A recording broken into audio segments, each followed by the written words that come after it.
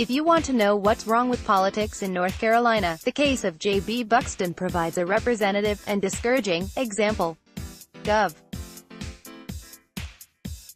Roy Cooper in May 2017 nominated Buxton for a seat on the State Board of Education.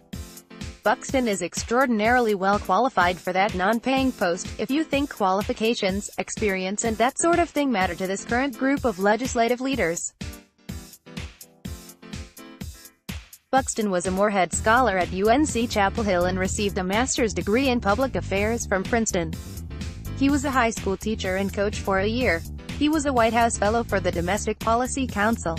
He was Governor Mike Easley's education advisor. He was a lobbyist for the State Board of Education and later was the Deputy State Superintendent who ran the department, supervising curriculum and instruction, school turnarounds, early childhood programs, teacher and principal support programs and all the department does. Under his leadership from 2007 to 2009, the department intervened in 135 schools and 6 low-performing districts and supported the expansion of the More at 4 pre-kindergarten program. Since then, Buxton, 48, has operated his own education consulting firm, advising foundations such as the Bill and Melinda Gates Foundation, and state education departments. He counsels Republicans at least as much as Democrats. His 3 children have graduated from Wake Public Schools or will next year. Buxton was one of the most qualified nominees for the Board of Education, ever. In addition, Buxton helped start the well-regarded PAVE Southeast Raleigh Charter School, of which he's board chairman. That should have endeared him to Republicans in the legislature, who support the expansion of charter schools. But in votes largely along party lines, legislators voted against confirming 2 of Cooper's 3 nominees to the Board of Education, including Buxton, a Democrat who ran for state schools superintendent in 2004. Republicans also voted down another highly qualified candidate, Sandra Byrd, a former Buncombe County Teacher of the Year. Republicans justified voting against Byrd because they said she was involved in a lawsuit challenging legislation that shifted power from the Board of Education to the state superintendent.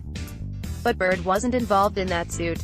Republicans offered no reason for their opposition to Buxton. House Majority Leader John Bell, R. Wayne, who led the charge against Buxton, would tell reporters only, "Just people in the House GOP caucus felt they were better off without him on the school board," he said. Legislators will be better off without Buxton on the board.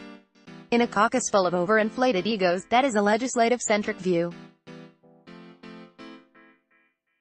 What matters is whether North Carolina would be better with Buxton on the board, not whether legislators would be. Note that Bell didn't make the case that North Carolina would be better off without Buxton's extensive education experience. Buxton met with legislators earlier this year and said none raised objections. He told me that no Republican legislators gave him an explanation for why they rejected him. Kudos to the small number of GOP legislators who followed their conscience and voted for Buxton. I think at the end of the session, with all the confirmations they were going to vote on, they picked out a few as their message to the governor, and I think was one of those, Buxton said.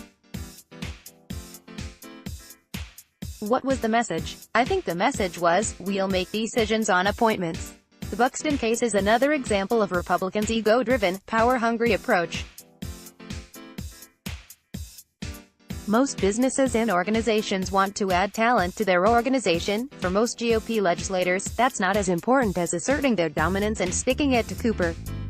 Republicans have placed a sneaky proposed constitutional amendment on the ballot this fall. It asks voters if they want to clarify the appointment authority of the legislative and the judicial branches, but what it likely does is give the governor's appointment powers to the legislature.